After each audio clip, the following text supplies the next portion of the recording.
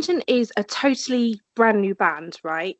And already you have quite a large following, I would say, on Yeah. social media, which is fantastic to see. Can you tell our readers how Vengeance sort of came to be? Did you form from other musical backgrounds or anything? I mean, it's kind of funny because the band actually formed sort of because I was feeling, and on a creative standpoint, as far as music comes, I was playing in other bands and stuff, but I was sort of like a hired musician. Yeah, I was playing their music, doing their stuff, but I could never express myself the way I wanted to. And so you could say that because of those bands, this band was created as sort of like a, breakout. yeah. Really wanting to spread my own wings and try it out myself. So, yeah, that's how I'd put it actually. Yeah. Oh, fantastic. So, I mean, it's always good to have that expression. And if you feel, I expect as a musician, if you feel that you can't really express yourself, you're not Mm. going your full potential, are you? So, yeah. So, Exactly, and for some people that's okay, but if you have a vision, like a songwriter or a composer, and you have your own ideas and you want to build stuff. You don't just want to be a musician that someone uses to play music, but you want to write something yourself. You have all these ideas, but then you just come to an understanding that, okay, this is somebody else's band. They have a vision for this. I'll never be able to actually to do what I want to do, to express the things I hear in my head, all the music, and after a while it just gets boring, and you're just like, okay, thanks for the ride, but I have to do my own thing. absolutely, yeah. That's what it's Yeah, all about at the end of the day, isn't it? So, your sound is described as sort of progressive symphonic metal. yeah. How were you collectively drawn to this sound? um, Sorry, was it a trick question? no. I always have a problem answering when it comes to the genre because it's so difficult. Mm, I mean, if you're asking me, I'm seeing everything from the lens of the creator. You know what I mean? So I have a bias, and so I could tell you like, okay, this is definitely progressive symphonic metal, but then somebody else is gonna say, no, it's not. So yeah, really, we released the song yesterday, so I'm still sort of getting questions and talking to people on social media, asking them what they think. What do you think of the sound and stuff? And everybody has different opinions. So it's really, I was hoping for more answers, like trying to help me find out what is this thing I've created. You know what I mean? It's sort of like, I don't know. I think the best explanation I gave was to one friend where I just said that if you listen to our sound, I think you'd be able to hear different things. You'd be able to hear things taken from different genres and put together. So that's a good way to put it because, for example, power metal, which is one genre I really enjoy, yeah, they have certain good aspects and then they lack certain aspects, in my opinion. So I was asking myself, like, if I go on Spotify and I want to listen to just one song, how can I fit all the pieces together, everything that I like, into one yeah, cake? You know what I mean, with the yeah, layers and everything. So absolutely. yeah, then this just turned into this thing, called Vengeant, and I mean we have 5 songs, so I'd still say that all the 5 songs are different from each other. They're not identical. We're not that type of band, but so this progressive symphonic sound will express itself sort of differently throughout the 5 songs. So you have one part of the Vengeance sound with Angel's Battle Cry, and then there's going to be 4 more expressions of our sound, basically. Yeah, Yeah. So you're not going to be kind of put into a box of symphonic metal. You have a bit of everything going on, which is interesting, really, because I find that symphonic metal has a very particular sound, mm, and there's not a lot of and not a lot of artists that explore other, do you know what I mean? Other avenues. So that's interesting. It is. Your influence as well, I have seen, is noted as being taken from Magic, the Gathering, which for our readers is the popular fantasy based trading card game. Which again is interesting, as you don't see a lot of artists with that sort of concept either. Is there a story personal to the band at all that is behind your chosen theme?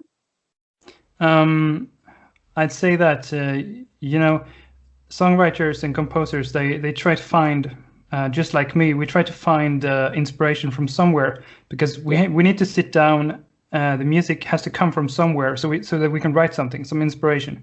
And then I know some artists, for example, used to talk about their personal background, maybe their struggles in life, or other things that have happened that have sort of, okay, we wanted to create this band because we went through shit in our lives, so this is why we created our band or whatever.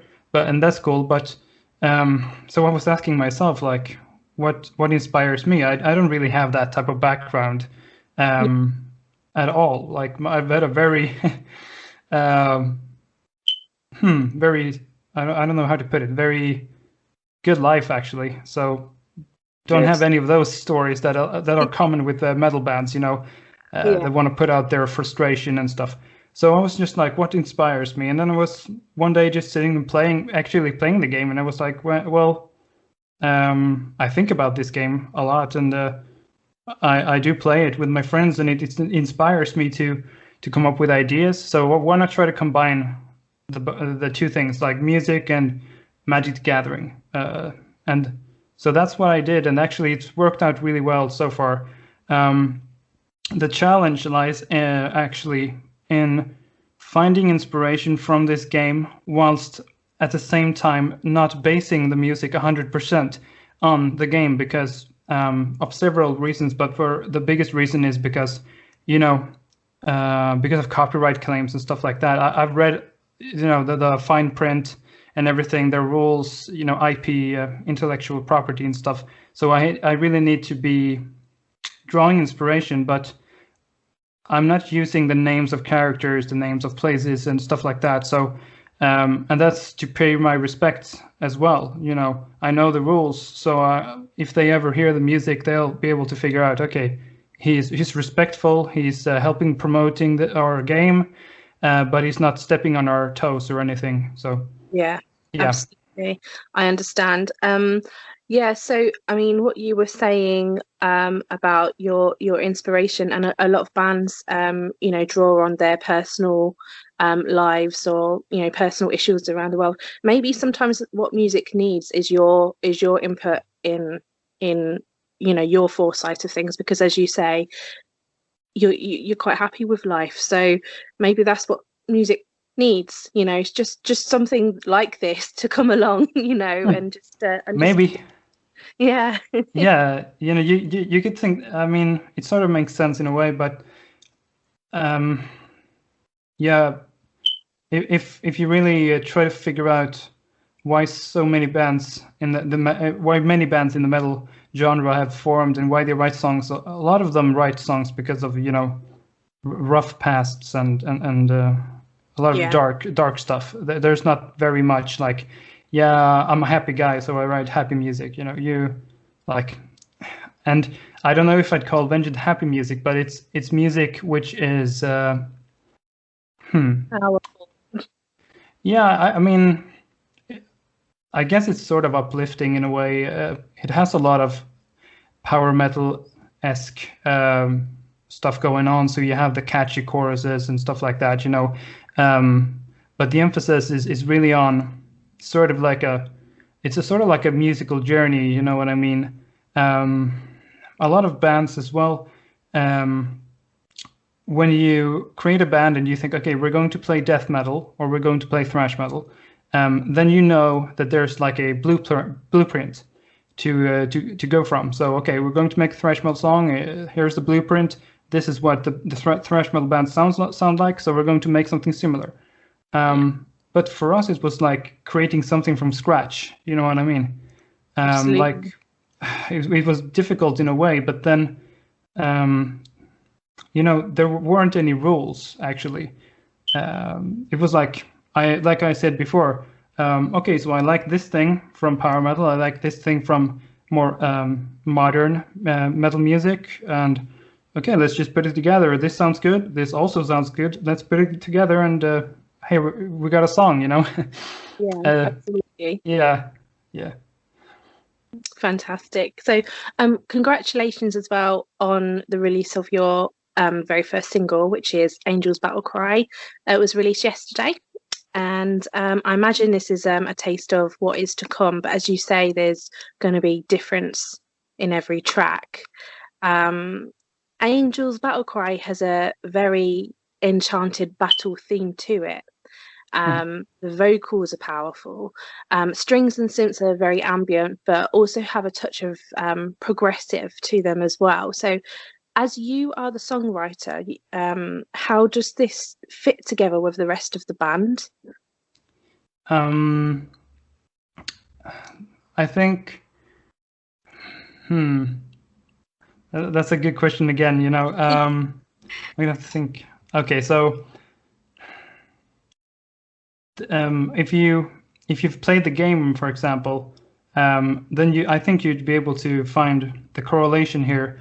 You said that sort of battle theme, because the song sort of starts off with a very battle theme-ish, film music, like, okay, something's about to go down. Yeah, and then it kind of throws you into the guitars. They show up, and the drums as well really kick off. So, and then the vocals. I don't know. I just think in this song, you have in the verses, you have the normal sort of hard rock metal vocal, and then in the chorus she changes to the operatic voice, and that's a cool dynamic, I think, because it's all about dynamics in my book. How to make the listener feel like the song never really gets boring. It never gets stale or monotonous. You know what I mean? So you're listening to the verse. Okay, here's the verse. Everybody knows the verse leads to the chorus eventually, but sometimes it can get kind of boring. So try to include more elements, like you said, the strings, and they're kind of ambient as well. I have strings. I have actually there's an entire orchestra, but for purposes of the soundscape, the orchestra isn't like in your face. If you listen to some symphonic bands, the orchestra is like taking up, I don't know, like 70% of the sound image. You know what I mean? They're drowning out the guitars and the drums and stuff. And that's cool if that's the sound you're going for. But the sound we were going for, as we talked to our producer as well, is like, we want the meat and the potatoes, the guitar and the drums to still have that punch, to still have that, breakthrough power. And it's really important to keep the orchestra at bay, to keep it in the background. And I ask myself, why do I use the orchestra? And I use the orchestra because I can paint a more detailed picture musically, because they can extend chords, for example. They can extend the impression in a way where if you do that on the guitar, you can lose some power. Maybe I'm just spinning away here in my crazy musical mind. I'm trying to explain how I'm thinking, but the guitar, for example, in the chorus, is just doing its job. You know what I mean? It's just doing its job. The drums are doing their job, and the orchestra has to apply sort of this, sort of some more color. Yeah. And then the vocals change from normal singing style to operatic, and everything comes together in a way which is very calculated. Writing this type of music, it takes a lot of time, because there's so many pieces that need to fit together, and once you move one piece, all the other pieces are out of place. It's really you need to have patience to write this type of music. Sometimes you're like, oh man, why didn't I just why didn't I just play something else, you know? But I know in the end, when you get to finally release the music like yesterday, it's so rewarding. It's such a rewarding feeling. Like we got one comment on our Instagram that made me really happy. Some person, I don't remember exactly his username, but he said that he sort of lost his faith in new metal releases because to him everything sounds the same. Yeah. So he had kind of stopped listening, but then he gave us a chance and he wrote like, okay, so you proved me wrong. Like there's still new music that doesn't sound the same as everything else. And not to say that I personally don't think that everything sounds the same nowadays, but there is a larger issue. There is, yeah. There is. A lot of bands are trying to kind of maybe do the same thing. So it is refreshing for a band like you to come along and like, here's something different, you know? Yeah. Yeah. So, and that does shine through. That does come through. So, Thank you. So glad to hear that. You know that the listener can feel the same thing and understand, like, actually appreciate it as well. You know, because we might as well have written all of this stuff, and then somebody said, "Oh, it's just another symphonic metal band, whatever." You know. Yeah. And then I'd be like, "Oh, I put out all this time for nothing." But I don't know. There's other bands that I'm not going to pretend we're the only band in the world that's like doing something different. But I keep searching personally for bands that try to expand the horizon a little bit, try to change things up just slightly. And there are those bands as well. It's just this. I mean, if you ask me, like the forefront of the metal music as far as like playlists and what gets airtime and whatever, it's very much like it's very same, you know, the same type of genres and sound. Like you go into some of the top lists and listen to the songs one after the other, and it's like for a songwriter and composer it can be kind of demoralizing because it's like, man, I don't know. You can ask yourself, but then you get these comments where people reignite your hope, like, hey, people are still looking for something different. And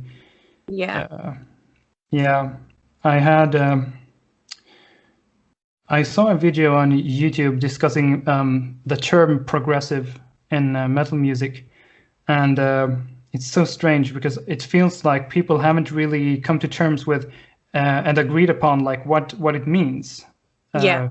It's very different. Like this guy, for example, man, I can't remember the name anymore, but he has a huge YouTube channel, talks about music a lot. But his personal opinion on what progressive means is like, it's very different from mine. Whereas he's like, okay, if you're playing, for example, you're in a death metal band and you introduce like some weird instrument like a banjo or whatever, then you're all of a sudden you're progressive because you're introducing something new. But if you're asking me, that's not my definition of, that's not how I think about it. And it's not what I chose progressive as you know, when it comes to Vengeant. And I don't know if people agree with my point of view here, but progressive for me is the songs need to be progressive in themselves. They need to be dynamic.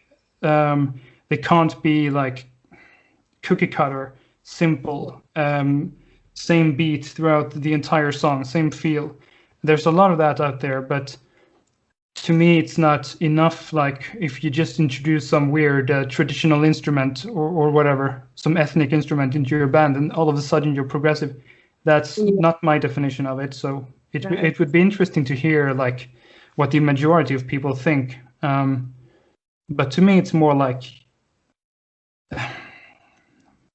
being willing to sort of challenge the way songs are written in a little bit. I mean, in Angel's Battle Cry, for example, if we showed that song to a pop producer or something who's looking to make money of the song, the first thing he would say is like the intro is way too long. Why is the intro so long? It should be eight measures at most. Why does the intro change X amount of times? Why isn't it just the same? All of these things. When you branch out of that and you try something different and you want the music to be progressive, to be like, something's happening all the time. It's not the same. That to me is what progressive means. But it would be interesting to know like what the majority of people actually think. Yeah, I think it has to have a lot of different elements in it. As you said, if it's just the same, it's not. That to me is not progressive either. That's it does have to have a touch of elements, different elements, and things taken from sort of different places. For example, as you were saying earlier on about the orchestra that you have, and it not having being overpowering. It's just right. Do you know what I mean? So I think every artist, every player has to have a key role, so that plays into it. So yeah. I mean, we will also ask. I think we'll ask our readers what they define as progressive. It will be interesting to see, as you say. So in terms of the creative writing process, what about that it drew you into it? What's your favorite bit about it? I think it sort of goes back to what we were talking about recently, actually, because when I started writing music, it's not like I had a teacher telling me, or I didn't have a template or a teacher saying, okay, in order to write a successful song, you need to have the intro needs to be X amount of bars, and then you need the pre-chorus, chorus, verse, bridge, chorus. You know what I mean? Nobody told me that. So all of the stuff I have on like my hard drive and everything is just music written from scratch, and that's sort of how I also came into this sound. The sound with Vengeant it's more refined. It's more there's more of a thought process behind it, but there's still this playfulness. You know what I mean? Willingness. Yeah, the willingness to like challenge the status quo a little bit. To like, you know what? I want the intro to go like this, and then it's fine if there's like two different types of intros, one after the other. I know it's strange, but if it works, it works. You know what I mean? And who's to tell me like, if you have two intros, the chance of a successful song is much lower. Yeah. I don't care. I don't care. It sounds good. So, and that's how it's always been. Like that's what drew me into writing music. It's like you come up with a cool idea, then you come up with another one, and you try to combine them. And I mean, if you ask me, there's usually ways you can combine ideas, even though it might not seem like you could. It's all about really challenging yourself to find cool ways to like combine ideas. That's what I think is so cool. Where someone would, you listen to some of the most successful songwriters, they'll go like, and I mean, all power to them. They're successful, of course, but they'll say like, if I sit down with the guitar and the song doesn't come out in 10 minutes, if there's a problem, I just start over and do something else. Yeah. And okay, that's fine. But I would say if you put down more time into finding ways to combine ideas, you will be able to combine them eventually. You just need to think outside the box a little bit more. Experiment a little bit more, and you'll be able to find ways to combine stuff. Yeah, you just need to be a little bit more, crazy. I don't know. Yeah. It's a good element to have in it, yeah. Yeah.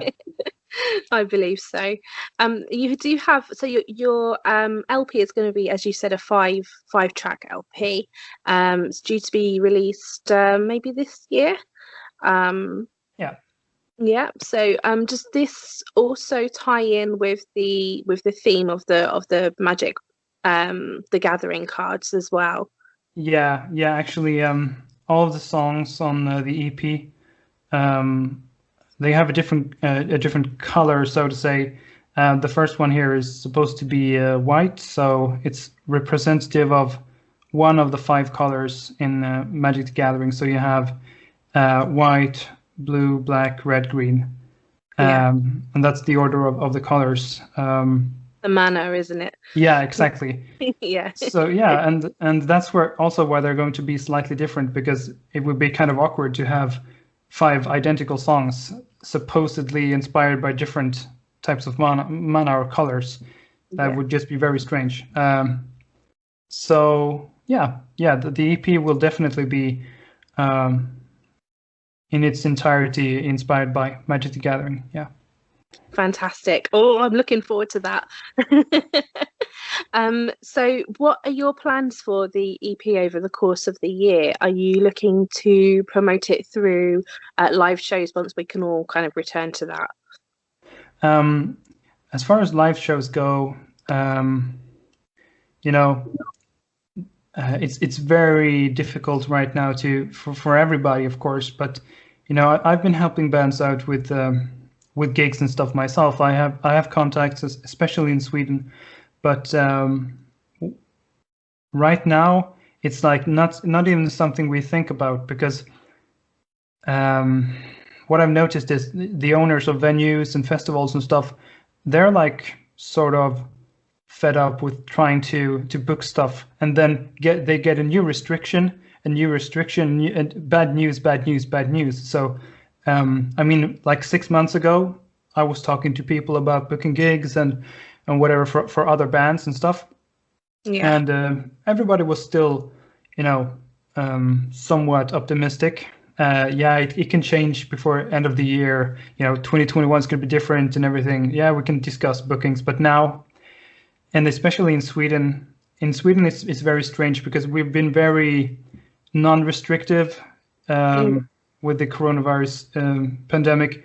If I look to other countries, it's very strange for me, because if I walk outside and I go to the local mall here, nobody's going to be wearing masks. I mean, almost nobody. Yeah, it's crazy. Like you have the huge shopping centers.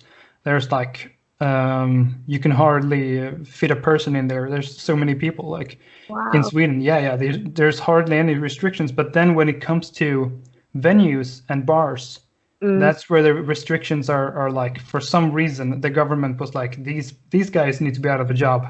So Yeah. I don't know. It's really strange, and it's a big thing here. Like people are questioning, like why them? You know what I mean? I think right now you can have 8 people in one company at a restaurant.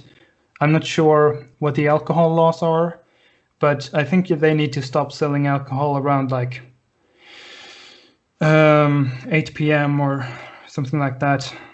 I mean, that's a death sentence for any bar. You know what I mean? Yeah. But then me even saying that is strange, because if I look to other countries, the bars aren't even open. You know what I mean? Yeah. That's what it's like here at the moment. We're in lockdown at the moment. Yeah. Before that we had a tier system, and all bars were supposed to be closed at about 10 p.m. and things like that. So I understood. So in that case, do you have sort of any plans over the course of the year for what you can do apart from social media promoting at all? I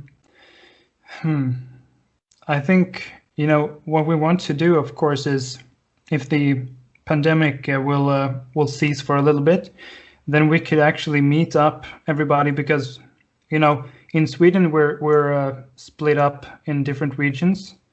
And Sweden is a very elongated country. It's very tall, and the distances become quite a thing. But then the worst thing is our singer lives in Greece, in Athens, Greece, and she studies in Cyprus. Yeah, not very easy to meet. That's why our artwork is all we have is this painted artwork of the band. We don't have an actual photo because we haven't been able to meet.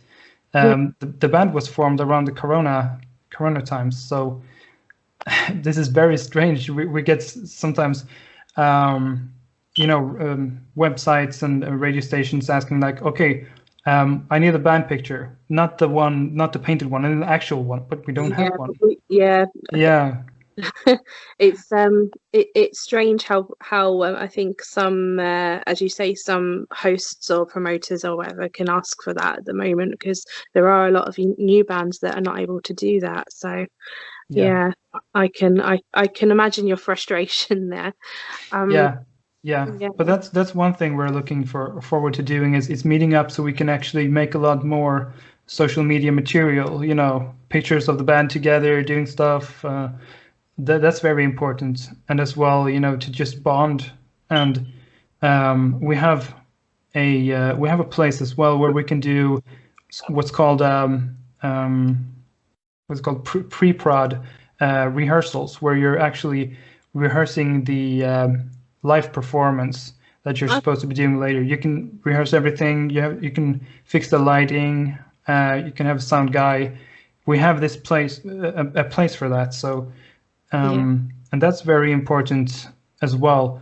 One thing that I'd say this, I've been at, do you know Wacken Open Air?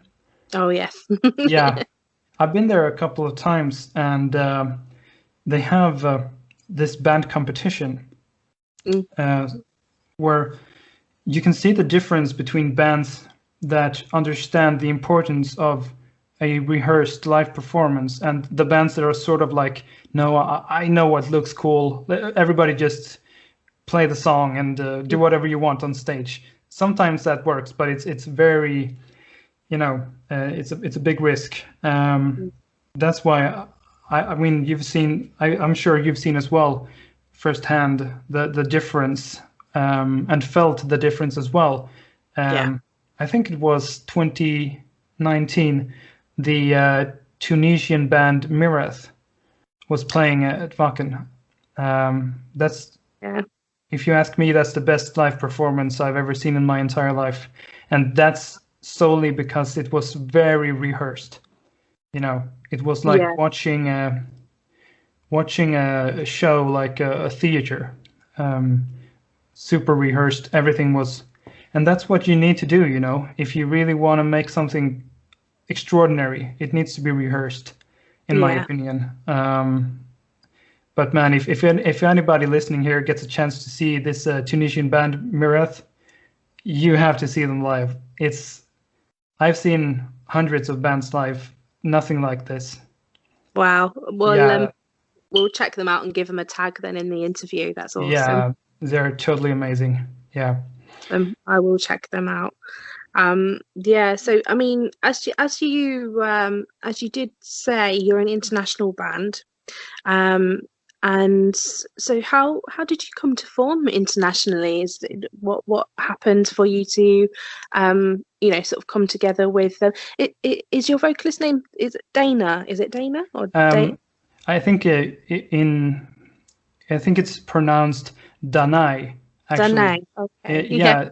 Sometimes I say Danae because of my Swedish heritage. But when I spoke to we recorded the vocals in Greece, and when I spoke to the guy there, Alex, the engineer, he kept referring to her as Danae, I think. So that's why. Okay, so I think it's Danae. It's a beautiful name, but yeah. Yeah. But she's okay. She's okay with whatever. If you say Danae or I think she's cool with it.